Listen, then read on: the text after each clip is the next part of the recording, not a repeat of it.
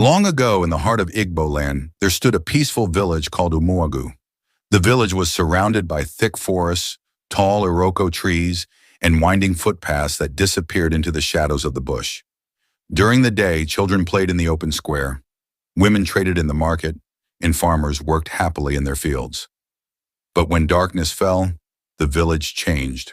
The laughter disappeared. Doors were locked. Fires were kept burning through the night. And above all, people listened carefully for a sound they feared more than any other: the cry of an owl. Among the villagers, there was an old belief. Whenever an owl cries near a person's home, bad news is coming. Some said the owl carried messages from wandering spirits. Others believed witches used owls to spy on people at night. Many swore they had seen tragedy follow the bird's cry.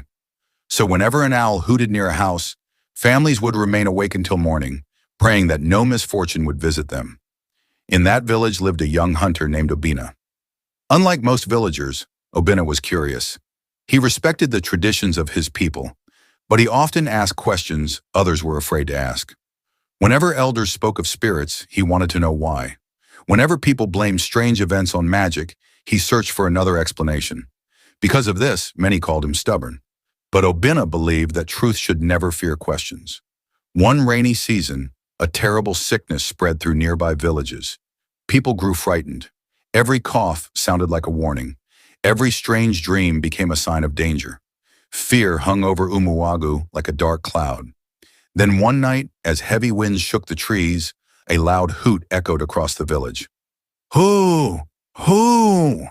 An owl had landed on the giant udala tree near the home of an elderly farmer named Mazi Ease.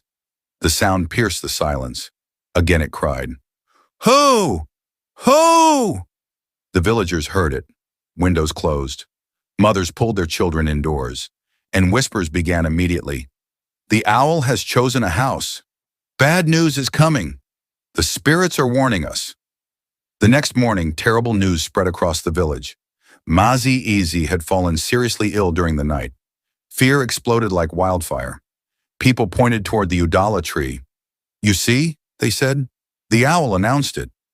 The bird never lies. Even the village elders nodded knowingly. To them, this was proof, but Obina was not convinced. Mazi Ease is old, he said. He has been weak for many months. Perhaps the owl has nothing to do with it. The villagers frowned. Some accused him of disrespecting tradition. Others warned him not to speak such dangerous words. But Obina remained silent. Deep inside, he wanted answers. A few nights later, another owl appeared. This time it perched near the compound of a wealthy trader. Its cry echoed through the darkness. Again the village panicked. Again prayers filled the night. And by morning, another tragedy struck. The trader's storage barn had caught fire. Everything inside was destroyed. Now nobody doubted the legend. The owl had become a symbol of disaster. Children were forbidden from even speaking about it after sunset. But Obina could not ignore the mystery.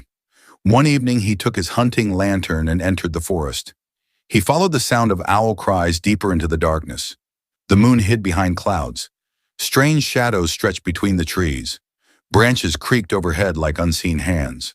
The deeper he walked, the colder the air became. Soon he reached a clearing where an enormous ancient iroko tree stood. There, high among the branches, sat several owls. Their golden eyes glowed in the darkness. For a moment, even brave Obina felt fear crawl through his body. The birds stared silently at him, watching, waiting. The forest seemed unnaturally still. Then one owl spread its wings and flew away. Obina followed. The bird flew toward the edge of the village. To his surprise, it landed near a hut where an old herbalist lived. The herbalist was awake. She sat outside studying the sky.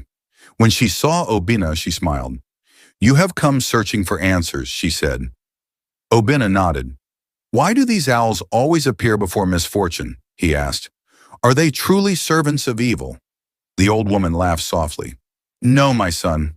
She pointed toward the owl. That bird is not bringing bad news. It is noticing bad news before humans do. Obina listened carefully. The herbalist explained that owls were creatures of the night. Their hearing was sharper than any human's. Their eyes could see movement in darkness. Often they noticed unusual things long before people did. They sensed sick animals. They detected disturbances in the forest. They observed dangers while everyone else slept. When disease spreads, animals behave differently, the herbalist said. When danger approaches, nature often changes before humans notice. The owl simply reacts to what it senses. But people mistake the warning for the cause. Obina finally understood. The owl was not creating tragedy. It was only witnessing signs of trouble before anyone else. The next day, Obina shared what he had learned. Some villagers listened, others refused. Fear is a difficult thing to abandon. But over time, people began paying closer attention. Instead of treating every owl as a curse, they started observing what was happening around them.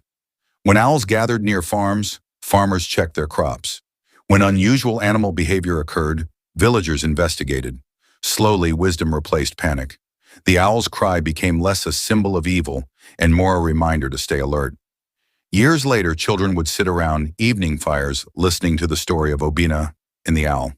The elders taught them, not everything that appears frightening is evil. Sometimes a warning is mistaken for a curse. And fear can blind people to the truth. From that day forward, the people of Umuagu respected the owl. They still felt a chill whenever its cry echoed through the night. But they no longer saw it as a servant of darkness. Instead, they saw it as a watchful creature of the forest, one whose mysterious voice reminded humans to pay attention to the world around them. And on quiet nights, when the moon rose above the trees and an owl called from the shadows, the villagers listened, not with fear, but with wisdom.